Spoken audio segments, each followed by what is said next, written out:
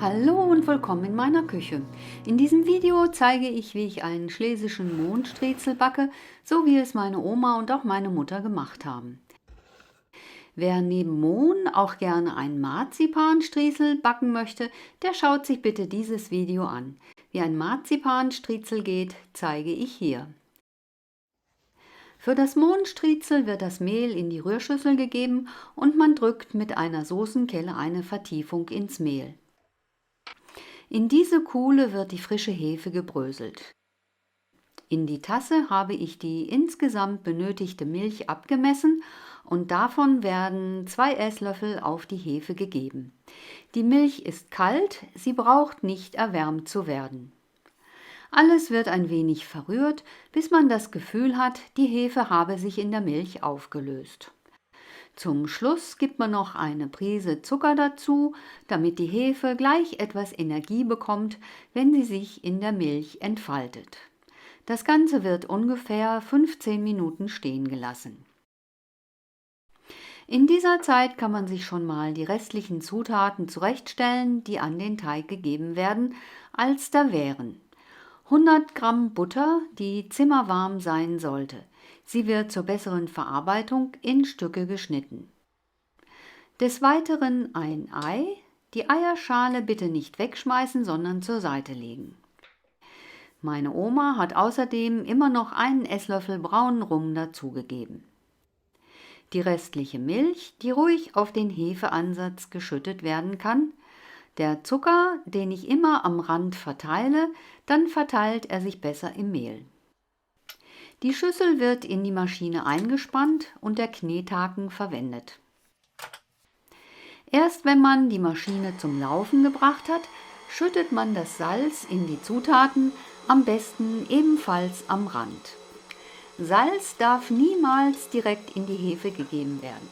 Salz und Hefe vertragen sich nicht. Salz macht Hefe unwirksam, aber wenn das Salz im Mehl verteilt wird, ist seine Wirkung nicht so verheerend. Anfangs dauert es ein wenig, bis der Teig zusammenkommt. Das Kneten in der Maschine hat bei mir ungefähr 5 Minuten gedauert. In einer Knetmaschine macht der Teig immer einen festeren Eindruck, als wenn man den Teig von Hand knetet. Die Maschine ächzt und knarzt und man lässt sich von diesen Geräuschen immer leicht irritieren. Deswegen halte ich die Maschine zwischendurch immer an und teste den Teig von Hand. Wenn er sich sehr fest anfühlen sollte, kann man noch einen Esslöffel Milch hinzufügen. Man sollte sich aber nicht so schnell aus der Ruhe bringen lassen. Mit der Zeit löst sich der Teig vom Schüsselrand und kommt zusammen. Anschließend knete ich den Teig immer noch mal auf der Arbeitsfläche wie gezeigt, also im Grunde genommen falte ich ihn. Das kann man, muss man aber nicht unbedingt machen. Aber es hilft, ein Gefühl für Teig zu bekommen. Der Teig wird 60 bis 90 Minuten an einem warmen Ort stehen gelassen, bis er sein Volumen sichtbar vergrößert hat. In dieser Zeit wird die Füllung, also der Mohn, und es werden die Streuseln vorbereitet. Zubereitung Mohnback. Die Mohnfüllung bereite ich immer selber zu. Das ist einfach und es gibt mir die Möglichkeit, die Kontrolle über die Zutaten zu behalten, aber auch Einfluss auf den Geschmack der Füllung zu nehmen. Am Ende des Videos gebe ich noch Hinweise auf weitere Variationen und Gewürze, die man verwenden kann. Für die Mohnfüllung wird die Milch zum Kochen gebracht. Der Mohn wird hineingegeben und untergerührt. Man muss keine Angst haben, dass sich Klümpchen bilden, alles muss nur einfach gut vermischt werden. Wenn euch das Video gefällt, abonniert doch bitte meinen Kanal und wenn ihr mir einen Daumen nach oben gebt, findet ihr das Video später viel einfacher wieder. Danke! Der Mohn wird gute 2 Minuten unter Rühren kochen gelassen. Geschmolzene Butter wird dazugegeben und untergerührt.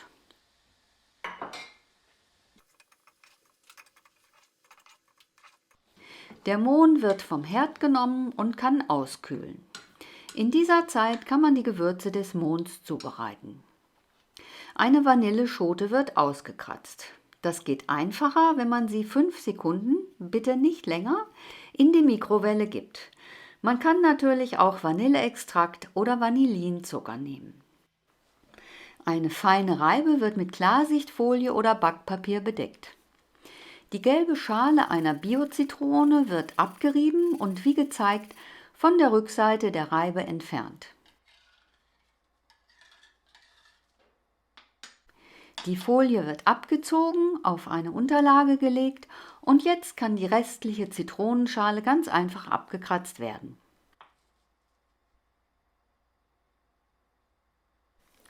Man kann auch noch Apfelkompott an den Mohn geben.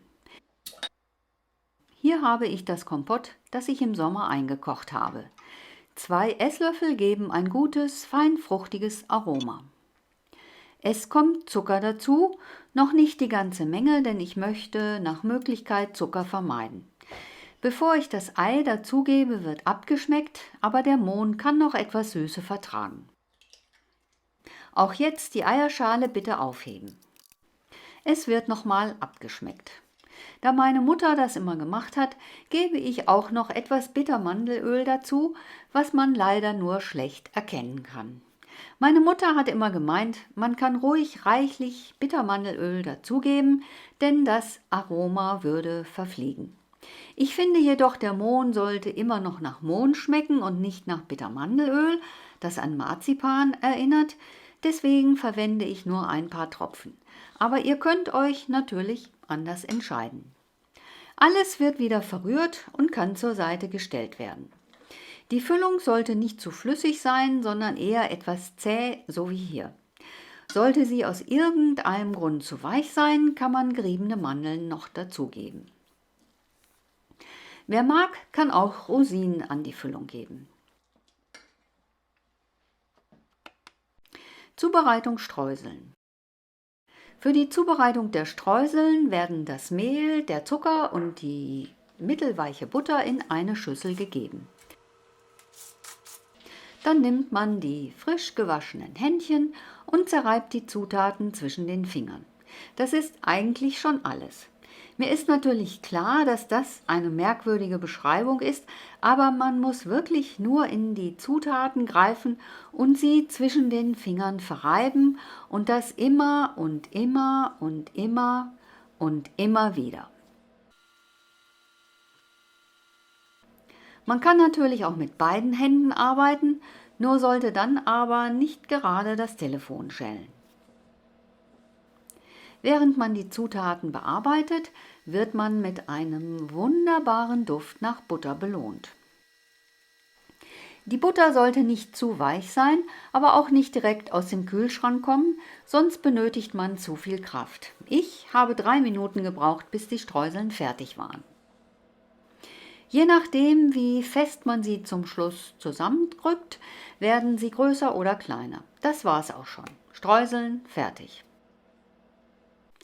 Fertigstellen des Strezels. Der Backofen wird auf 180 Grad Celsius Ober-Unterhitze vorgeheizt. So, der Teig ist jetzt circa eine gute Stunde gegangen und hat sein Volumen vergrößert. Hier kann man den Vergleich vorher-nachher sehen. Um den Mohnstriezel in seine endgültige Form zu bringen, wird der Teig ausgerollt und zwar in ein Quadrat mit der Kantenlänge der Breite des Backbleches. Hier habe ich das Backblech und das ist das Backpapier, das entsprechend zugeschnitten wird. Die Arbeitsfläche wird bemehlt, der Teig aus der Schüssel geholt und so gut es geht zu einem Viereck gezogen. Dann wird er ausgerollt, damit sich die Fläche vergrößert.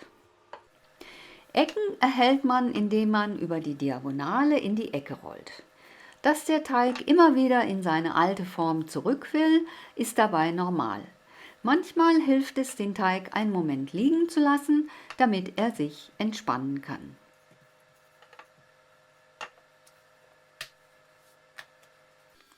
Sollte der Teig an der Unterlage kleben bleiben, muss nochmal bemehlt werden.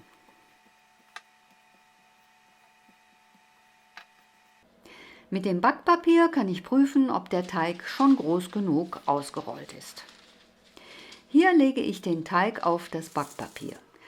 Richtiger wäre es aber gewesen, die obere Teigkante in der Mitte des Papiers zu platzieren. Ihr werdet gleich sehen und verstehen, warum. So, jetzt kommt der Moment der Wahrheit. Der Mohn wird auf dem Teig verteilt. Er ist nicht zu fest und auch nicht zu flüssig. Puh. Oben und unten lasse ich immer einen Rand von 3 bis 4 cm. Rechts und links gehe ich bis fast an den Rand, damit der Anschnitt nicht so trocken wird. Die Füllung ist so einigermaßen gleichmäßig verstrichen. Jetzt wird der Teig unten so weit umgeklappt, wie sich kein Mohn darauf befindet, dann wird er wie gezeigt aufgerollt. Den oberen Rand kann man noch befeuchten, damit der Teig besser zusammenklebt. Bei mir hat das aber auch ohne diesen Handgriff funktioniert. Ihr werdet jetzt verstehen, was ich damit meinte, dass die obere Teigkante besser in der Mitte des Backpapiers hätte liegen sollen. Die Rolle befindet sich jetzt nämlich am oberen Ende. Eigentlich gehört sie aber in die Mitte des Backpapiers, damit sie auch in der Mitte des Backbleches zu liegen kommt. Ihr könnt das jetzt gleich richtig machen. Wie heißt es so schön? Mein Fehler, euer Gewinn. Die Rolle wird in die Mitte befördert und anschließend flach gedrückt, damit sie die typische Striezelform erhält.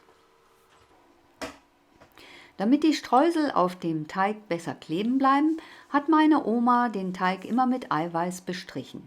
Dafür braucht man nur eine ganz geringe Menge, die sich meine Oma immer aus den Resten in den Eierschalen genommen hat.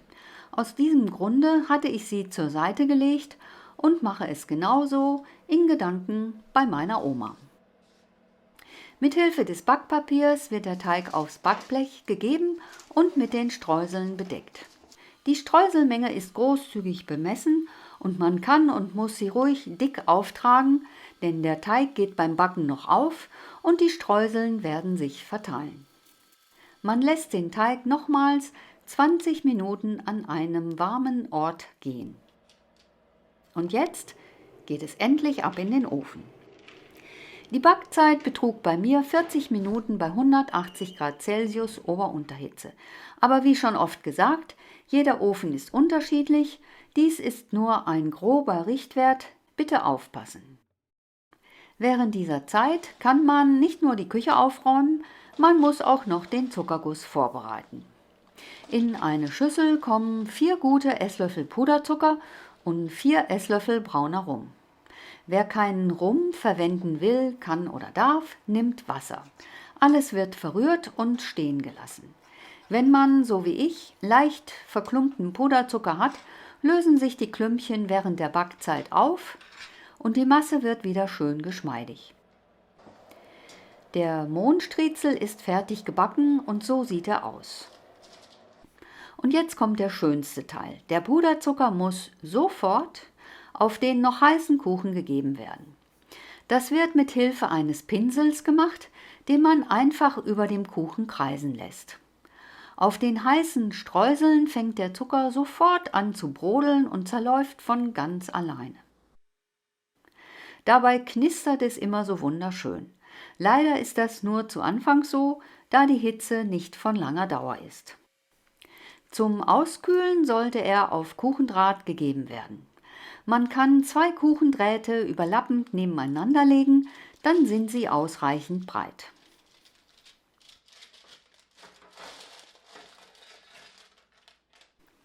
Jetzt muss der Mohnstriezel nur noch auskühlen, das dauert.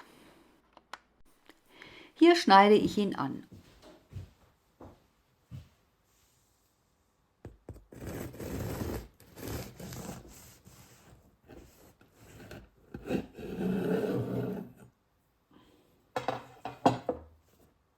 Und so sieht er aus. Man kann die einzelnen Schichten erkennen. Er schmeckt wunderbar. Der Teig ist weich, hat ein herrliches Aroma nach Mohn und die Streuseln sind süß und knusprig. Nach einem Spaziergang im Kalten zu einer Tasse Kaffee schmeckt der Mohnstriezel einfach einzigartig und viele Erinnerungen an die Zeiten, Essen und Gerüche bei meiner Oma an der Nordsee werden wieder wach. Vielleicht probiert ihr dieses Essen ja einmal aus. Hier ist die Zutatenliste. Teig: 375 Gramm Mehl, 100 Gramm Milch, 21 Gramm frische Hefe, 30 Gramm Zucker, 1 Esslöffel brauner Rum, ein Ei, 100 Gramm Butter, ein halber Teelöffel Salz. Streuseln: 200 Gramm Mehl, 100 Gramm Butter, 80 Gramm Zucker. Zuckerguss: 4 gehäufte Esslöffel Puderzucker, 4 Esslöffel brauner Rum oder Wasser. Mohnfüllung: 250 Gramm frisch gemahlener Mohn. Frisch gemahlenen Mohn findet man im Reformhaus oder auch im Bioladen. 250 Gramm Milch, 40 Gramm Butter, eine Vanilleschote ausgekratzt, 2 Esslöffel Apfelmus, nicht gezuckert, eine Bio-Zitrone, nur Schalenabrieb, ein Ei, 2 bis 3 Tropfen Bittermandelöl oder nach Geschmack. Variation: Honig statt Zucker verwenden, Quark oder Schmand verwenden, gemahlene Mandeln zum Mohn geben, Gewürze: Zimt, Kardamom, Ingwer, Nelken. Man kann auch Rosinen zur Füllung geben und Birnen harmonieren ebenfalls gut mit Mohn. Am besten probiert ihr einfach aus, was euch davon anspricht. Viel Spaß und Erfolg beim Backen und wie immer, guten Appetit!